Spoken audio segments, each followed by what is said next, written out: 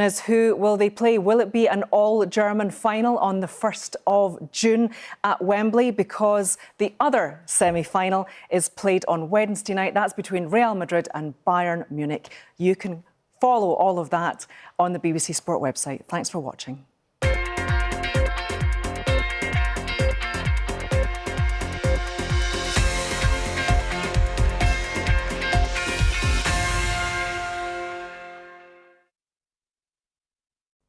Hello. The weather has been gradually drying up over the past 24 hours or so, and we've got some more dry, settled weather on the cards through much of the week ahead, really. High pressure is going to be in charge over the next few days, but for the rest of the week, we will at times see weather fronts just trying to topple across the north of that high pressure. Could bring a little bit of rain at times across parts of Scotland, in particular, perhaps the north of Northern Ireland, but it'll be warming up here. Mostly dry elsewhere, though, with some spells of sunshine on the cards. So we are in for a relatively quiet few days of weather. We're likely to start Wednesday morning with quite a bit of mist and fog around, especially so for parts of eastern England, also perhaps Wales and the southwest of England. Could be some misty patches elsewhere. For most, they'll tend to lift and clear, so it'll brighten up. Some sunny spells, particularly for England and Wales. Just the odd isolated shower. More rain moving into the northwest of Scotland later on in the afternoon. So temperatures in the northwest under the cloud, only about 13 there for Stornoway, but up to around about 21 for the likes of Birmingham and London too. So there's that wet weather through Wednesday evening. Northern Ireland, northern and western Scotland seeing some outbreaks of rain. Further south, most places staying dry, but there should be some mist and some fog that's going to be forming again into the early hours of Thursday morning. But certainly mild, many places staying in double figures overnight. So more of the same on Thursday. High pressure still in charge, so a lot of dry weather, mist clearing away gradually. Lots of sunshine, I think, for England and Wales by this stage. It just could be the odd isolated shower. Again, a little bit more cloud across the north of Scotland. Temperatures in Lerwick only around 11 degrees, but for the bulk of the UK, we're looking at around about 18 to 22 degrees. And that warming trend will continue as we head into Friday too. So high pressure still very much in charge. I think by Friday we'll have less in the way of rain and cloud across the north of Scotland and quite widely across the UK in those spells of sunshine. Temperatures will be above 20 degrees. We could see 23 or even 24 down towards the southeast. Again, a little bit cooler, especially across the north of Scotland and the Northern Isles in particular. Now, heading into the weekend, it looks like high pressure will be sitting out towards the east there.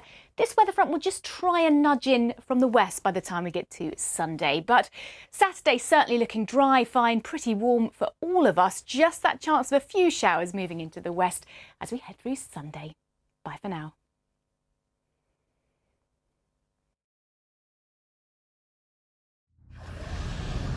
Carbon credit schemes offer the world's biggest companies a way to help offset their carbon emissions. But can they help save the planet? Or are they full of hot air? Panorama. Watch on BBC iPlayer.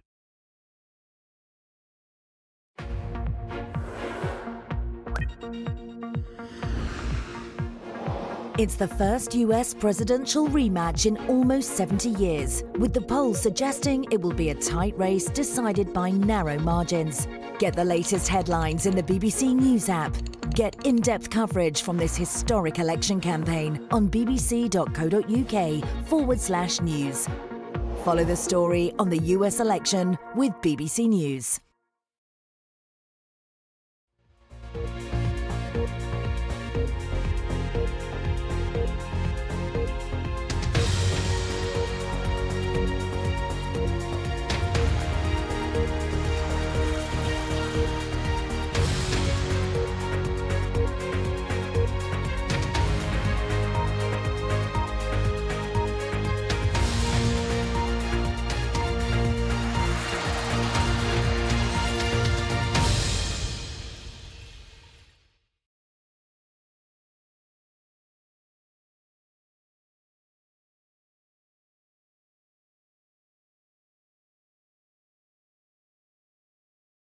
In Donald Trump's hush money trial in New York.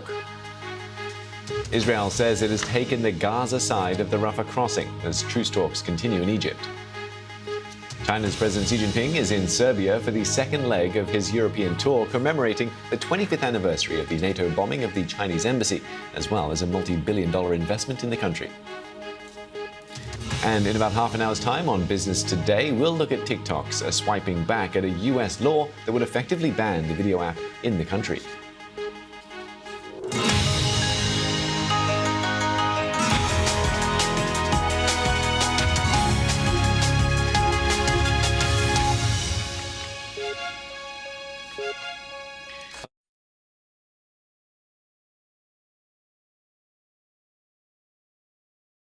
His trial over an alleged hush money payment to the adult film star Stormy Daniels.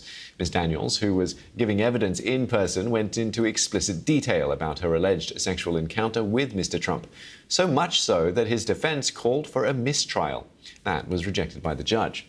Mr. Trump is facing charges of fraud for recording the payment to Ms. Daniels as legal expenses. Our North America editor, Sarah Smith, has more. Each day, Donald Trump waves to the cameras before heading to court. But this was no ordinary day in this extraordinary trial. Mr. Trump, is this true? Can you sleep with Stormy? Today in court, he had to watch a woman who claims she had sex with him openly testify about it. Stormy Daniels was paid $130,000 by Mr. Trump to stop her going public with claims of a sexual encounter shortly before the 2016 presidential election. Just outside the courtroom, he insisted he shouldn't be on trial at all. And the trial is a very unfair trial. It's a very, very unfair trial. The good news is they have nothing. Thank you. The court was shown this photograph of Mr. Trump with Stormy Daniels as she described first meeting him at a golf tournament in 2006, the day she says they later had sex. It was at this golf course, she says, that Donald Trump sent his bodyguard to invite her to dinner. When she got to his hotel suite, she laughed at him for wearing black silk pyjamas, while he dangled the possibility of her appearing on his TV show, The Apprentice. When she asked about his wife Melania, he told her they slept in separate rooms. As Miss Daniels described having sex on the bed with Mr. Trump without using any protection, she was frequently interrupted by objections from his lawyers. Her testimony was so prejudicial, they argued, the judge should declare a mistrial. He agreed there were some things that would probably have been better left unsaid, but the case goes on. Ms. Daniels was asked if she hates Donald Trump when his lawyers cross-examined her. Yes, she said, as it all got very heated. He had to listen to her admit she had publicly called him an orange turd and that she'd like to see him jail as she wants him held accountable.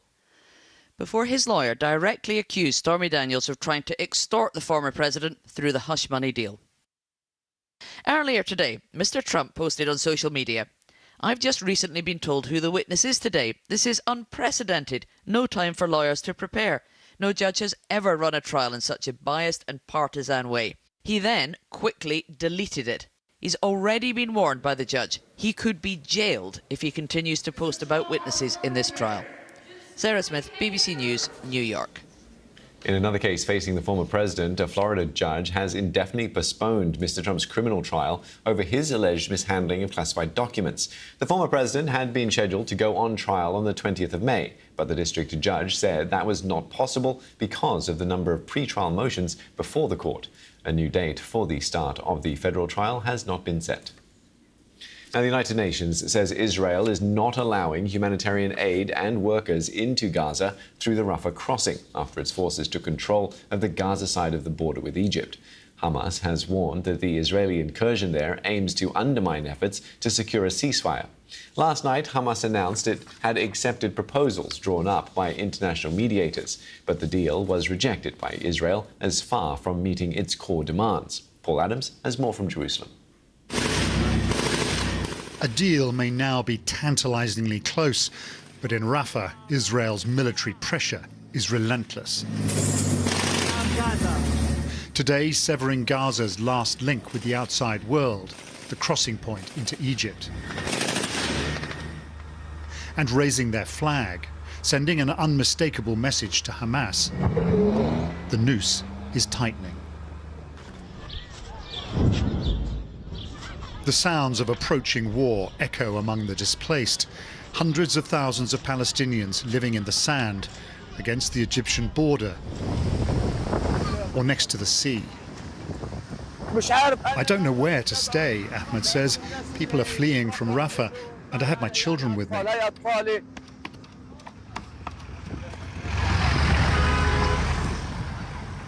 Gazans have been on the move since yesterday morning, heeding Israel's latest warnings, not knowing if the coming days will bring relief or despair. After what we've witnessed, they will be a ceasefire, but we're frustrated and we have no hope. There's no big hope, only a small one. For aid agencies already struggling to cope, the prospect of a full-scale Israeli operation in Rafah is alarming. As the operation will progress, we will lose progressively more areas to the fighting. And I'm afraid that this will also affect our warehouses, health facilities, hospitals, and the very, very few sites where we have the ability to give medical support. For the families of Israeli hostages, these are also moments of acute anxiety. John and Rachel's son Hirsch was abducted and badly injured on October the 7th. No sign of life until this Hamas video 2 weeks ago. His parents now just daring to hope. When we heard the news that maybe there's a deal, we were cautiously optimistic. And we remain cautiously optimistic. It's scary to have military actions going on. There are innocent civilians, including our son. We just need this to come to an end, and we need the mediators on all sides and the two main parties to just sit in the room and hammer this out and don't come out of the room without a deal. Away from the quiet dignity of the hostage families, friends and supporters are determined to make as much noise as possible, demanding the government do more to rescue Hirsch and all the others. These Israelis protesting in the heart of Jerusalem tonight feel that a deal to end this terrible war has never been closer. And so, as they protest close to the Prime Minister's official residence, their demands are becoming more and more urgent. Israel's defense minister says the Rafah operation won't stop until Hamas is eliminated or the hostages start to return. Talks are continuing, a successful outcome still far from guaranteed. I spoke to Jean-Louis Saman, a senior research fellow at the Middle East Institute at the National University of Singapore. He gave his take on how close we are to this conflict coming to an end. Well, I think on this topic, the cautious optimism is the right expression. Clearly, I think we see some elements that tend to say that both sides, Hamas and Israel, are still considering a ceasefire. At the same time, there is a lot of tension regarding the latest revised proposal that the Israeli government didn't accept.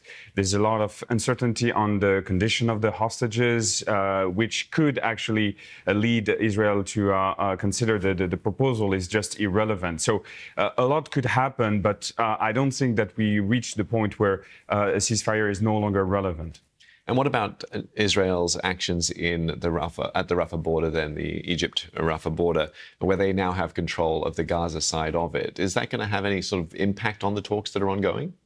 Clearly, I think it's actually a continuation of the negotiations by other means. I think the Israeli government is putting pressure, like it did in the past, on Hamas, and telling the Hamas leadership, if you do not accept our demands, we will go ahead with the operation. Having said that, the Israelis as well as the Americans have been very clear that what we've seen over the last days is not a full-scale operation. We didn't see a ground invasion of Rafah. But clearly what we saw is a lot of airstrikes, a lot of special forces entering Rafah. So this could be the beginning of a full-scale operation. So what I think will happen is if we see the collapse of the hostage negotiations, probably the offensive on Rafah will happen. A lot of military activity seems to be focused on there at the moment, not so much in the rest of the Gaza Strip. Do you get a sense that Israel feels like it might be approaching its endgame here? Yes, I mean, if we remove the Rafah issue from the whole picture, most of the operations inside Gaza have been decreasing clearly over the last months.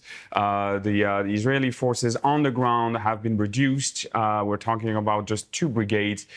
So this is, in the worst case scenario, this is going to be the last chapter of the military operation.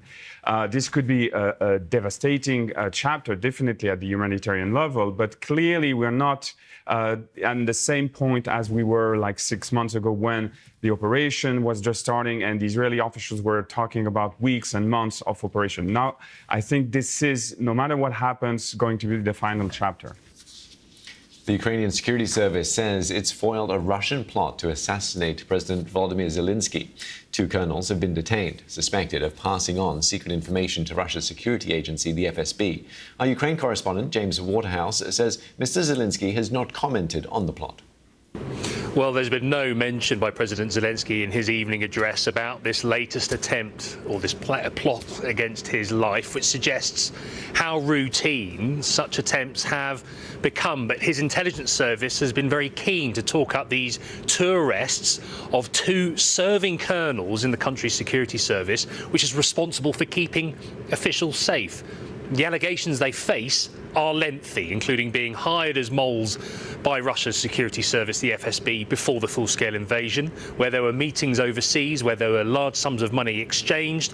It's alleged they tried to recruit some of President Zelensky and his top officials' security guards who might be willing to kidnap and kill them. It's alleged that they brought several weapons to Kyiv to carry out an attack, including anti-personnel mines, drones, explosives, and at the very least, this looks like quite the infiltration into President Zelensky's inner circle. But what the security service here are saying is that they've monitored it throughout and they got ahead of it. But this is a wartime leader, we must remind ourselves, who is willing to travel around the country and who faces very real risks on a daily basis. I don't think he'll be put off by this latest attempt, but it just shows the attempts that Russia allegedly is willing to carry out alongside what it's trying to do on the battlefield. China's President Xi Jinping continues his European tour. After spending a day high up in the Pyrenees Mountains with French President Emmanuel Macron, Mr. Xi flew to Serbia for a visit coinciding with the 25th anniversary of the NATO bombing of China's embassy, in which 3 Chinese journalists were killed. In Belgrade, Mr. Xi is expected to discuss China's multi-billion-dollar investment in the country and possible new deals with his most important partner in the Balkans. Our correspondent, Guy Delaunay, was at the Nikola Tesla Airport.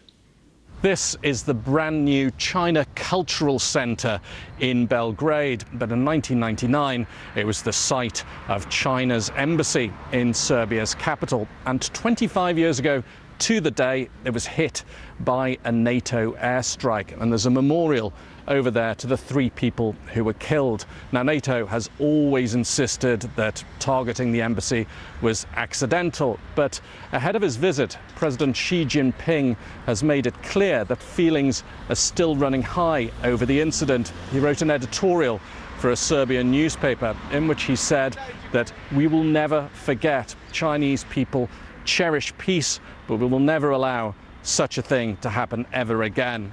Now, that's the kind of rhetoric which goes down very well in Serbia, where the majority of people, the vast majority, are strongly opposed to NATO membership. And there are other reasons for people in Serbia to feel good about President Xi Jinping's arrival. China's been an increasingly active investor in Serbia in recent years, involved in everything from infrastructure like roads and railways through to domestic appliances like the Hisense factory. And it's an opportunity for Serbia to say to people in Brussels, with the EU accession process taking an interminably long time, look, we have other options, you know. Around the world and across the UK, this is BBC News.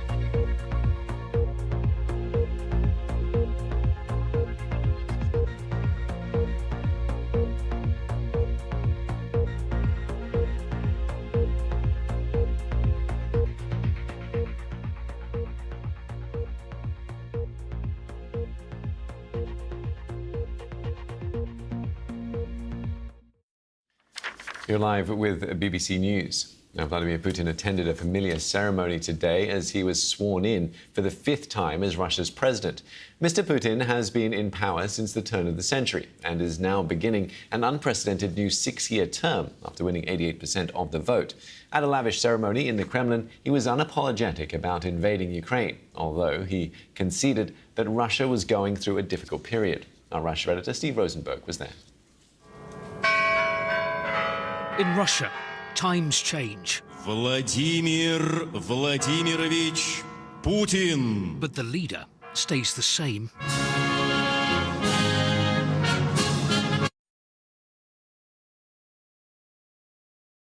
The Russian Tsars, the gold, the grandeur of the Grand Kremlin Palace matched the image.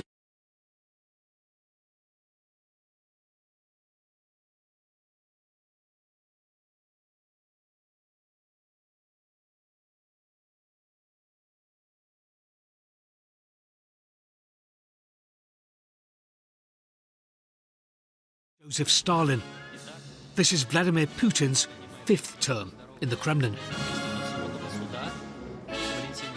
The oath? To serve the Russian people. And then, the leader who'd invaded Ukraine accused the West of aggression. We're not refusing to speak to Western nations. It's up to them whether they keep trying to hold Russia back and continue their aggression and years of pressure on our country, or seek a path to cooperation and peace. Peace? Here, they're not expecting that anytime soon. The West needs a weak Russia that will fall apart. Putin is standing in their way, so they try to weaken Russia by attacking Putin. We're in the war, and the war is serious, and we're fighting. And you could stop it tomorrow, though, by pulling your troops out of Ukraine, no? Of course not. We will never stop, because we're fighting for our people. It's incredible to think that in the nearly quarter of a century that Vladimir Putin has been in power in Russia, America has been through 5 different presidents. Britain has had 7 prime ministers. Mr. Putin's supporters welcome the continuity, as they see it, despite the danger that comes from having one man in power for so long, with so few checks and balances. Then, outside, more pomp for Putin. And more imperial symbols. Putin thinks of himself now as Vladimir the Great, as a Russian Tsar. Everything now, in terms of the symbolism, the way that he refers to himself, this Russia now forged in war for the future, is taking us back to these past patterns in Russian and Soviet history. But it's not just in the Kremlin where you'll find President Putin. 70 miles from Moscow, Big Vladimir is watching you. Western governments called Russia's election a sham. But in the town of Kashira, what do they think of the man who was declared the winner? I like him, says Valentina. Putin does a lot for people. Our pensions aren't big, but he can't fix everything in one go. He's had 25 years, I say. But we don't know who'd come next, she says. Perhaps that's because potential rivals are in exile or in jail, leaving one man running Russia. Steve Rosenberg, BBC News, Moscow. Let's take a look at some other stories in the headlines. 90 people are now known to have died in floods that have devastated the Brazilian state of Rio Grande do Sul. And dozens of people are missing and more than 200,000 have been forced to leave their homes. In total, more than 1 million people in the metropolitan area haven't had access to clean water for days. A 6th victim's body has been found at the Baltimore bridge collapse site. A container ship struck the bridge on March the 26th, causing the 47-year-old structure to collapse into the Patapsco River. Officials continue to work to clear the wreckage to reopen routes to the busy port of Baltimore. A woman suspected of poisoning people with deadly mushrooms in Australia has pleaded not guilty to murder. Erin Patterson faces 3 counts of murder for allegedly dishing up a poisonous beef Wellington meal that killed her parents-in-law and another family member. Miss Patterson has always maintained her innocence. Also in the headlines, chaos at airports across the UK after a nationwide failure of passport e-gate systems. Passengers have been reporting long queues to get to passport control at airports including Manchester, Gatwick and Heathrow. The Home Office said it was working to resolve the issue. Now take a look at the situation on the ground as I chat to Laura Howes, stuck in the chaos at Stansted Airport in North London. People actually broke through the barrier just here on my left to get through to passport control faster. They were then turned away again, but hundreds of people are inside this room right now. It's pretty wall to wall. There's not a huge amount of floor left, yet there are still more flights arriving. So it's just getting busier and busier, and we don't have any answers or any additional information as far as I'm aware of yet.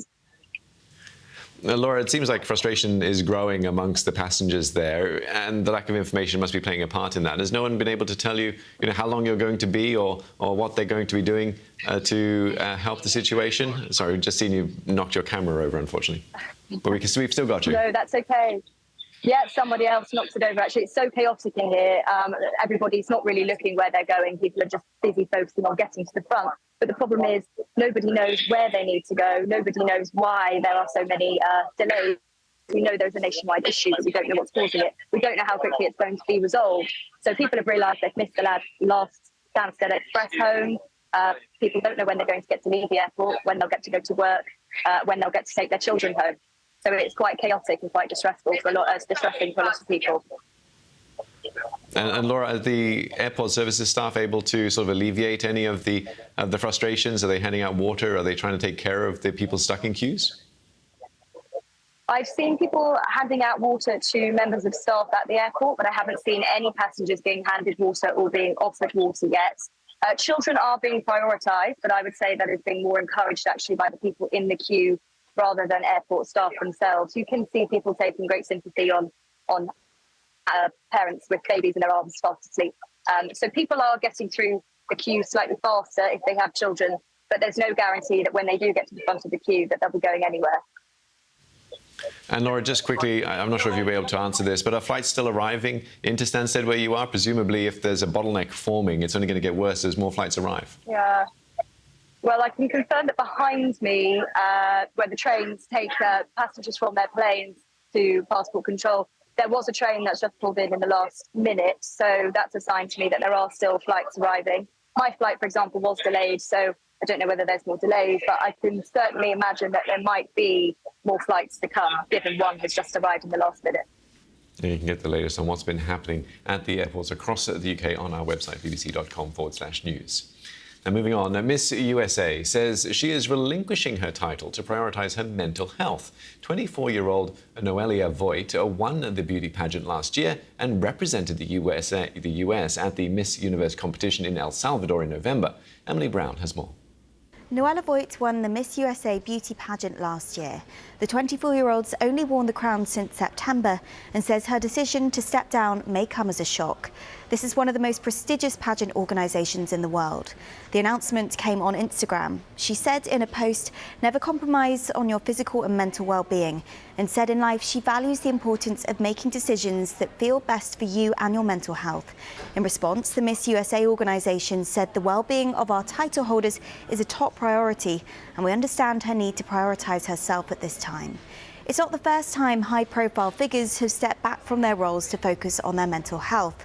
Jacinda Ardern resigned as New Zealand Prime Minister just last year, and four-time Olympic gold medal winner Simone Biles stepped back away from gymnastics for 2 years for a mental health break. She's now back competing. The Miss USA organisation added it started the process of transferring Voigt's responsibilities to a successor. But of course, the resignation has already raised many questions around the pressures within the pageant industry as a whole. And that brings us to a close here on Newsday for this hour. Thanks as always for your company. And do stay with me because coming up on Business Today, we'll talk about TikTok. The social media platform filed a lawsuit aiming to block a US law that would ban the video sharing app in the country unless it's sold by its Chinese parent company. That and more business news are coming right up. In the meantime, thanks for your company and bye for now.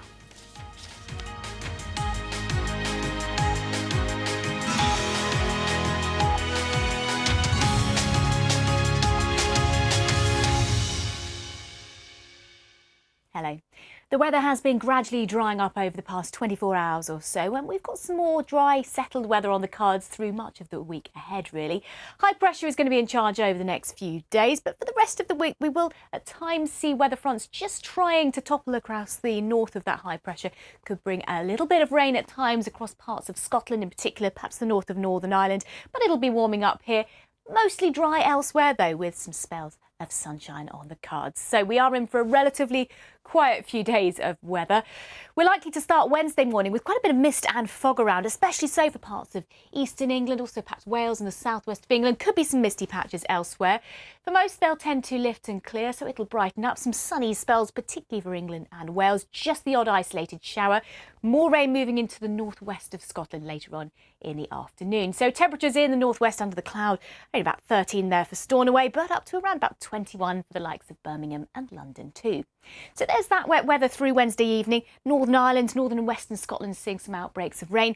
Further south, most places staying dry, but there should be some mist and some fog that's going to be forming again into the early hours of Thursday morning. But certainly mild, many places staying in double figures overnight. So more of the same on Thursday. High pressure still in charge, so a lot of dry weather, mist clearing away gradually. Lots of sunshine, I think, for England and Wales by this stage. It just could be the odd isolated shower. Again, a little bit more cloud across the north of Scotland. Temperatures in Lerwick only around 11 degrees, but for the bulk of the UK, we're looking at around about 18 to 22 degrees. And that warming trend will continue as we head into Friday too. So high pressure still very much in charge. I think by Friday we'll have less in the way of rain and cloud across the north of Scotland and quite widely across the UK in those spells of sunshine. Temperatures will be above 20 degrees. We could see 23 or even 24 down towards the southeast. Again, a little bit cooler, especially across the north of Scotland and the Northern Isles in particular. Now, heading into the weekend, it looks like high pressure will be sitting out towards the east there. This weather front will just try and nudge in from the west by the time we get to Sunday. But Saturday certainly looking dry, fine, pretty warm for all of us. Just that chance of a few showers moving into the west as we head through Sunday. Bye for now.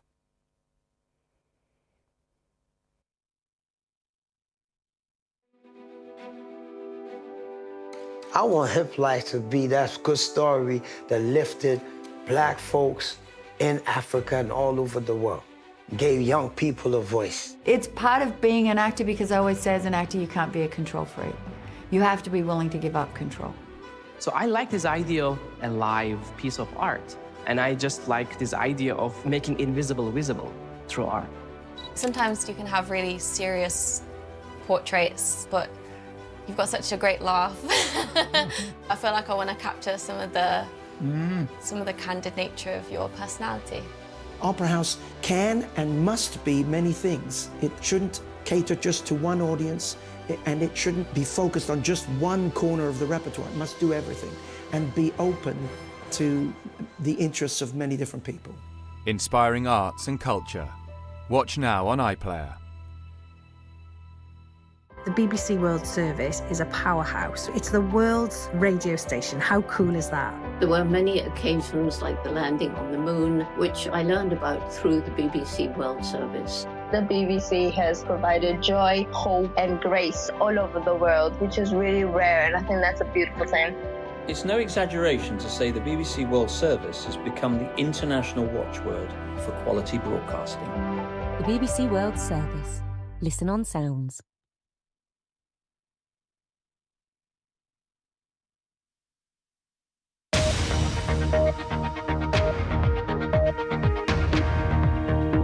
TikTok swipes back. The social media giant files a lawsuit to stop a ban in the United States. Plus, how a once polluted town is trying to become one of the greenest in Europe.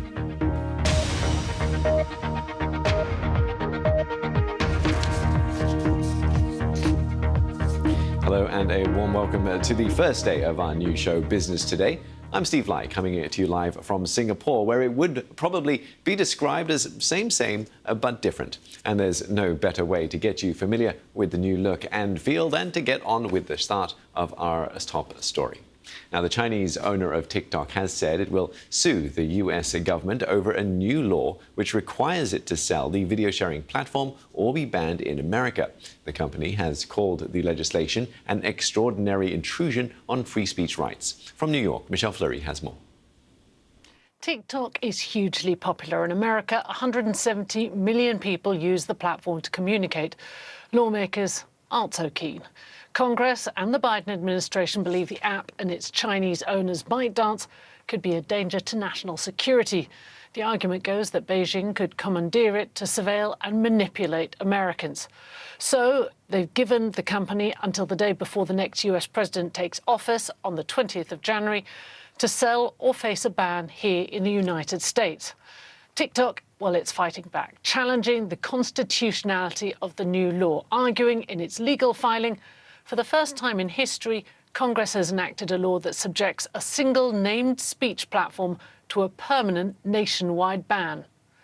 The company also says that it's not possible legally, technically or commercially to divest within that timeframe. Part of the challenge is that with 1 billion users worldwide, a lot of its content is actually available across borders, making it all on harder to unpick. The US Justice Department declined to comment, but here's what White House Press Secretary Karine Jean-Pierre had to say when asked about why President Biden continues to use TikTok for his political campaign. So as it relates to the campaign and obviously other congressional members, they have to speak to themselves. The campaign has to speak to it. We've been very clear, what this law is not a ban, it is a divestment. TikTok CEO Shou Ji, who appeared with his wife Vivian Cao at the Met Gala last night, is hoping TikTok's other recent First Amendment victories in the US, like blocking the state of Montana's bid to ban it, will help it prevail again.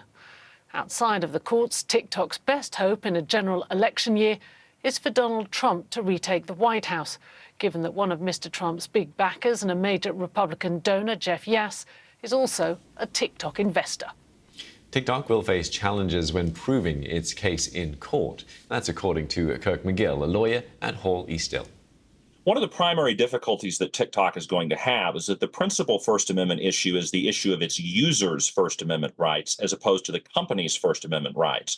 And because the statute doesn't seek to ban TikTok, it seeks to require its divestment. That won't ultimately affect the end users, and they're the ones whose rights are most at issue. And for when it comes to the US government, they need to prove in court that there are national security issues. Is that the case? That's precisely right. The difficulty is the United States government has to balance showing its hand in court in order to beat TikTok, but revealing potentially its intelligence sources and methods abroad, which may have greater value. And that's always been the difficulty for the government when it comes to national security cases, is the balance between freedom and security and between disclosing its evidence and hiding and concealing that evidence in order to protect its intelligence activities.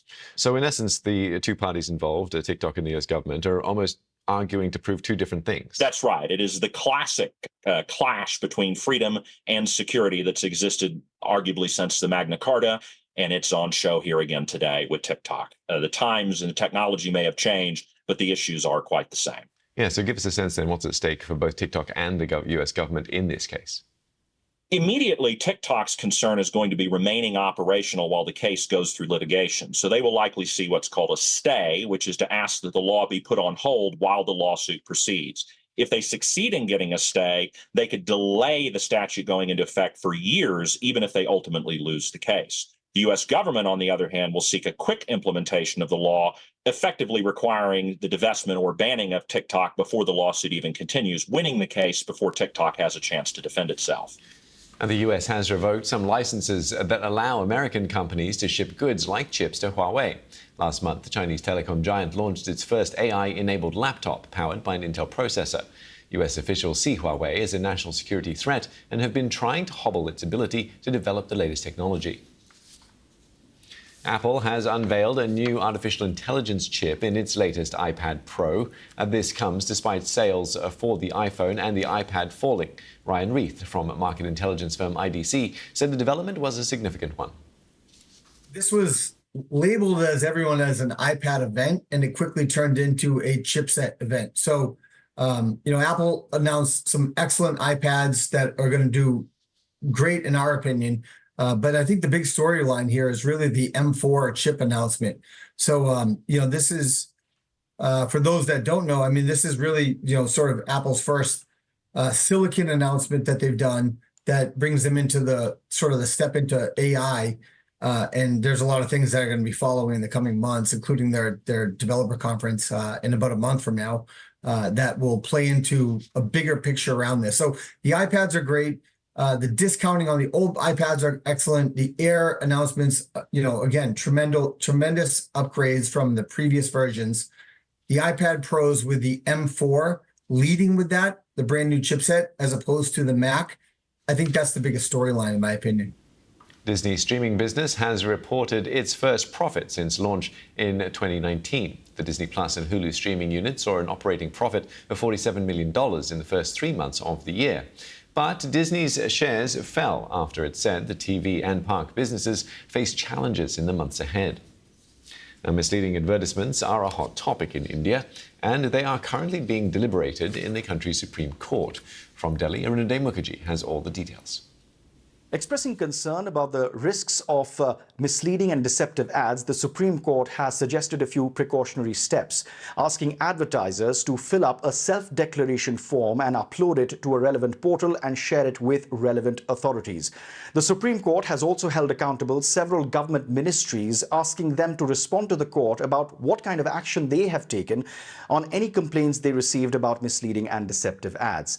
Before this hearing, the Supreme Court also cautioned FMCG companies against the advertisements that they put out where they claim their products can cure certain illnesses. Now, the issue of misleading and deceptive ads has been dominating Indian headlines for a while now, ever since the Indian Supreme Court pulled up a very popular yoga guru, Baba Ramdev, with millions of followers and a massive business empire, asking him to apologize for misleading ads. In fact, the yoga guru had to put out ads in the newspaper saying he was sorry for misleading advertisements, saying that his products could cure various ailments, especially during the COVID pandemic. Now, all these observations by the Supreme Court are being seen in entirety and as a caution and a warning to the entire advertising industry in the country. To Finland next, where one city is on an ambitious path to become carbon neutral. Lahti was once extremely polluted, but it has gone through something of a transformation, as Adrian Murray reports. Warming up for another big game. It's not just goals that the Pelicans want to score. Lahti's ice hockey team is trying to go green. This arena uses renewable energy, and the team travelled to domestic matches on a biodiesel-fuelled bus. We are going to zero, and we like to go below it, even to negative. The biggest thing why we start this project, we like to show the way how to do things better. Their efforts have helped win sponsors and also influence the fans. When we started counting, almost everybody came by their own car. Nowadays, they have changed their habits.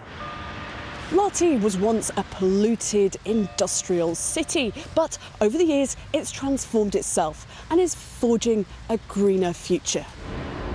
Getting rid of coal was a major step. This plant supplies citywide electricity and heating, using wood chips and residual waste from forestry and households. If we look back to early 2000, our total emissions were over 1 million tons of CO2 annually. 2020, that was reduced to close to 100,000 tons. So a huge reduction, over 1 million tons within 20 years. Across the city, there's cleaner public transport, like electric buses, bike sharing, and lots of cycle paths. Reuse and recycling rates are also high, and a big part of the work is engaging the local community. Though take-up has been mixed, apps have also been tested out to encourage users to live more sustainably. Everyone can choose suitable challenges for their life. For example, leaving a car for a day at home, or then you can choose, for example, 1 month not buying new clothes. Heating, transport and food are among the biggest areas to tackle. However, some habits are hard to change, like steering drivers away from petrol cars. There's still plenty more to do, of course, but a greener future is one goal that lots of people can get behind. Adrian Murray, BBC News, Lahti. And before we go, shares of Reddit have jumped by around 15% in extended trading. This came after it reported a surge in revenue in the first quarter in its first ever disclosure as a public company. Now that's it for this edition of Business Today. I'll be back with more in the next hour, right here on BBC News. Bye for now.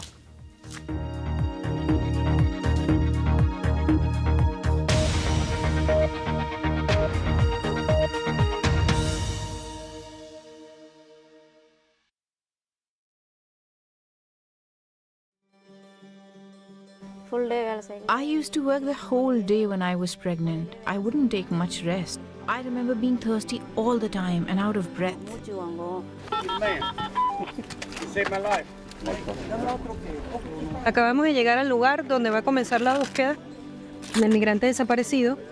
So from where we're at right now, we can see from left to right and right to left, a heavily wooded area denotes the border between North and South Korea. There are no fences, there are no barriers, and there are no walls that separate North and South. زنایی که فقط باید سکوت کنن، هیچ کس نباید صدایشان رو بشنوه، صدای گپشان رو بشنوه. ما تصمیم گرفتیم که در اونجا باید صدامون رو به شکل آهنگ بیرون کنیم. Just because we've got a disability doesn't mean that we are children. We are adults with hopes and dreams. Without sports, none of us would be here. Inspiring short films from the BBC. Watch now on iPlayer.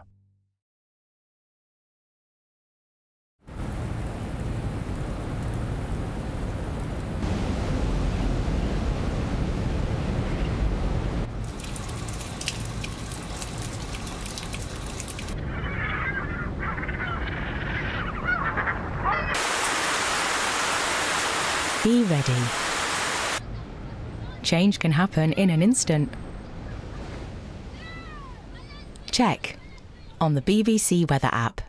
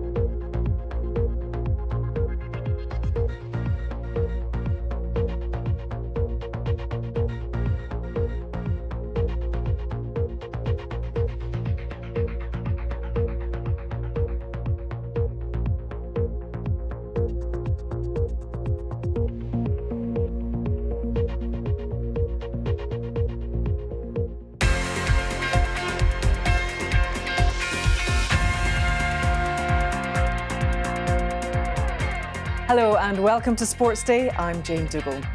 They were the underdogs, but Borussia Dortmund are through to the Champions League final after beating Paris Saint-Germain in their own backyard.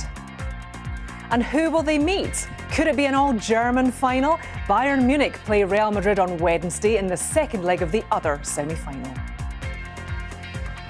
Plus, we hear from an emotional Olympic marathon champion, Eliud Kipchoge, who says he feared for the safety of his family after trolls wrongly blamed him for the death of a rival.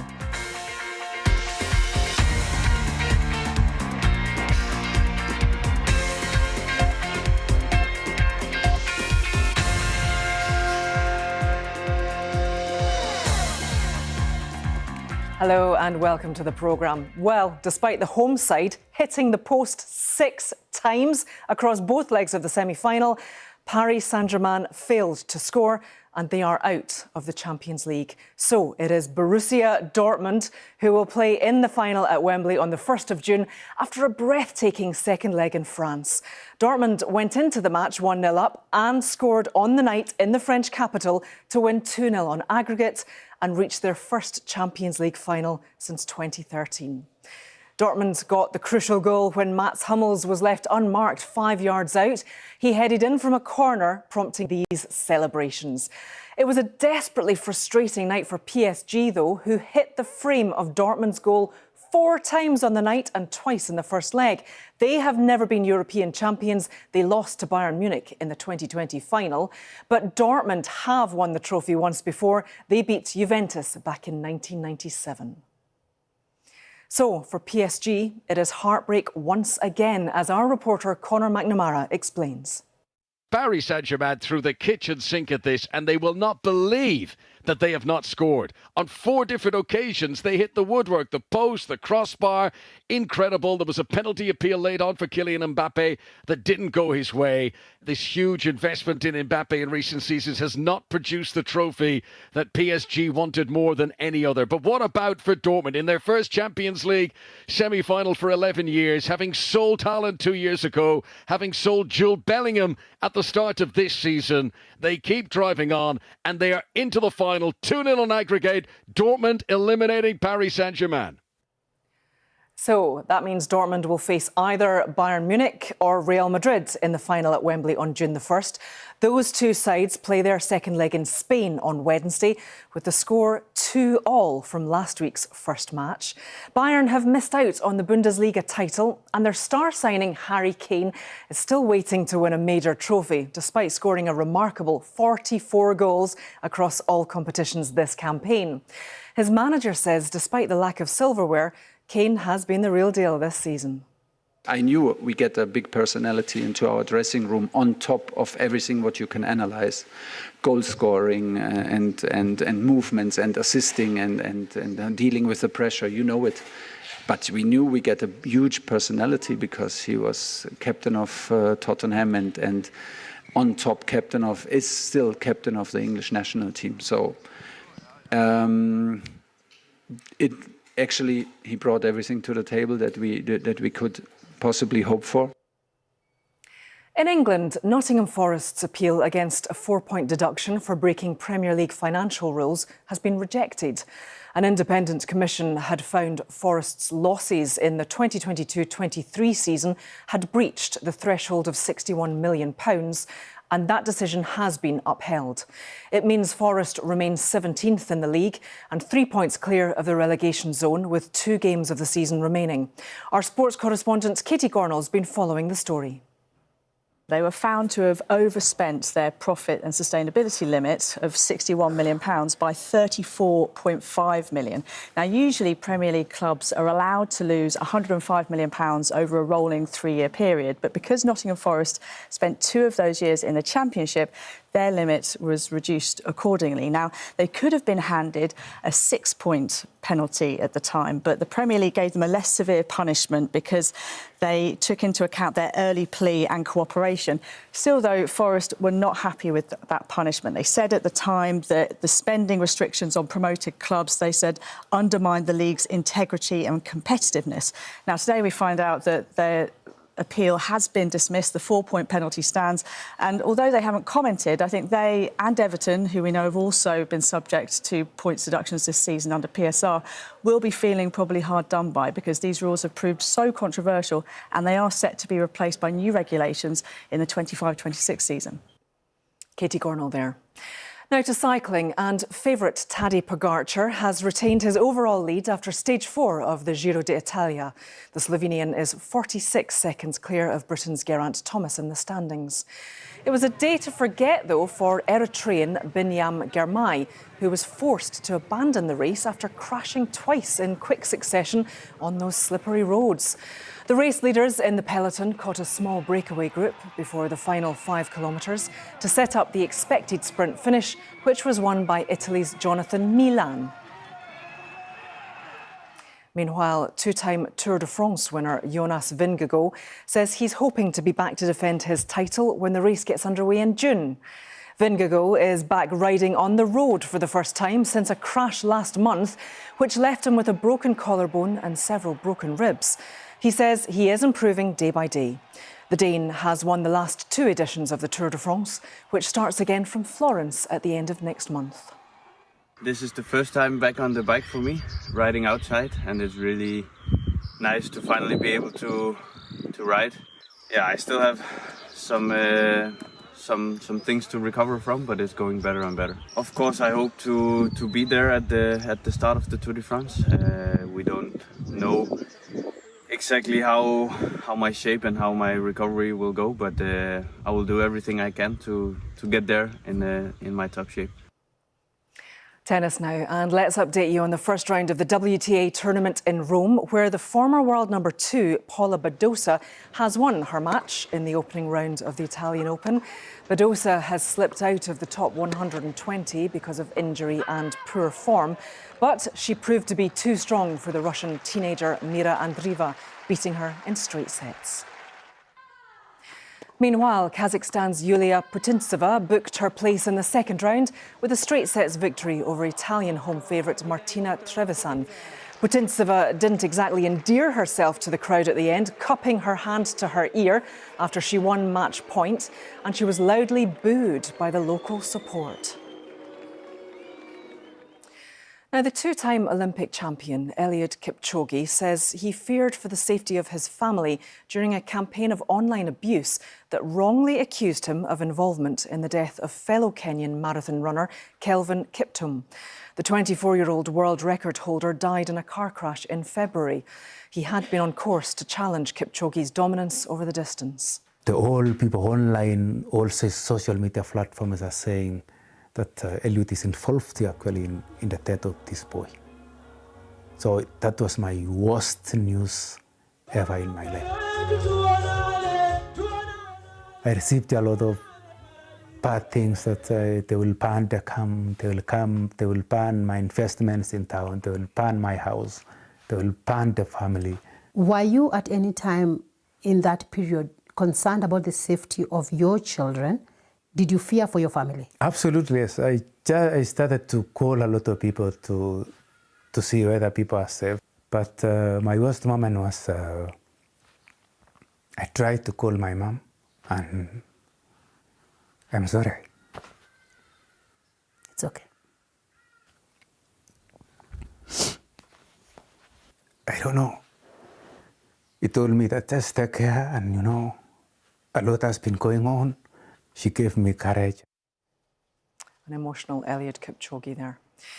Now, the former Wales winger Lewis Rhys-Zammit admits he's still got lots to learn before becoming the next star of the NFL.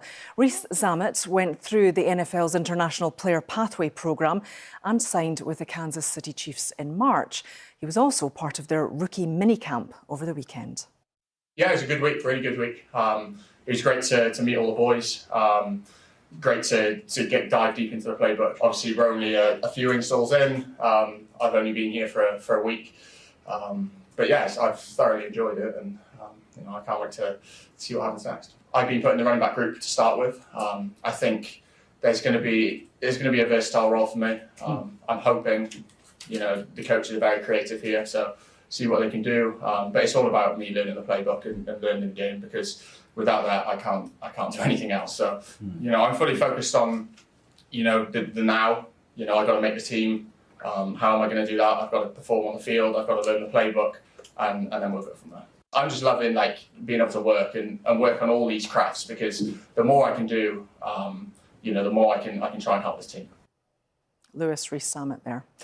Now, before we go, a reminder of our top story. Borussia Dortmund have beaten Paris Saint-Germain 1-0 on the night in the French capital and 2-0 on aggregate to reach their first Champions League final since 2013. But the question is, who will they play? Will it be an all-German final on the 1st of June at Wembley? Because the other semi-final is played on Wednesday night. That's between Real Madrid and Bayern Munich. You can follow all of that on the BBC Sport website. Thanks for watching.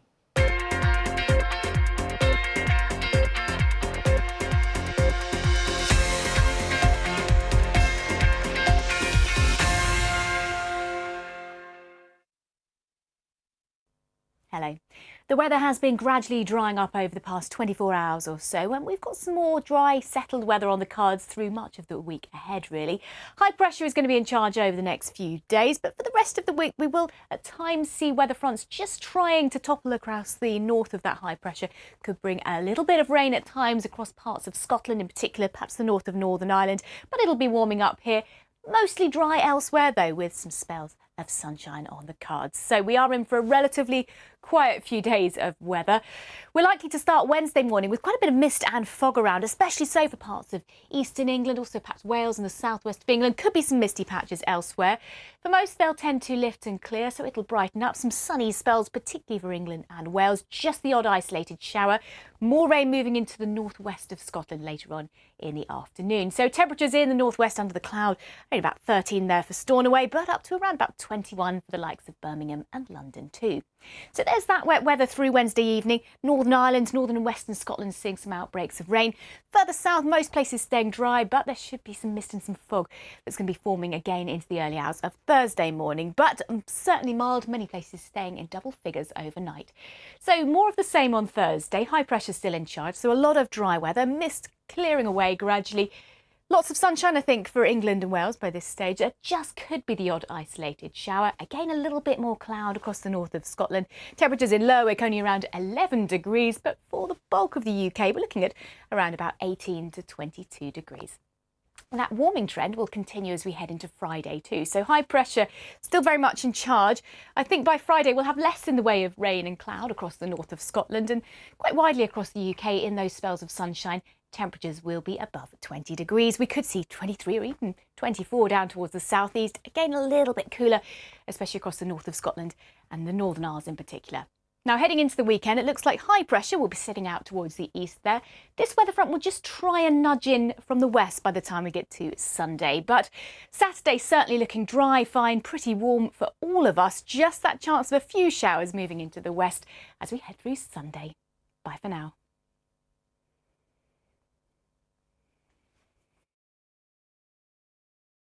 I just felt this tightening in my stomach. Where do I need to go? How can I get there? Rescuers are using their bare hands to search desperately for survivors. In a lot of the stories that we tell, they can be so bleak.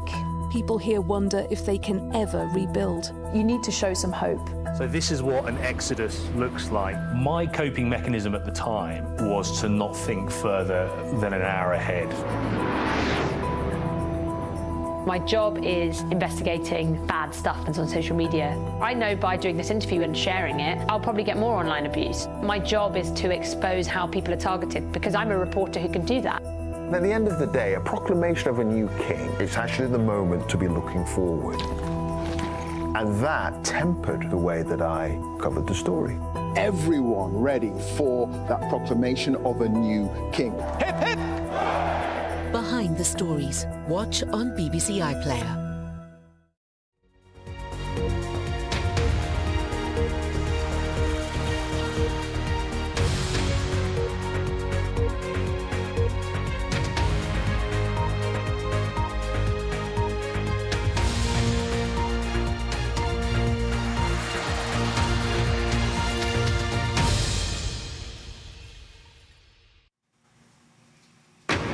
Live from Washington, this is BBC News.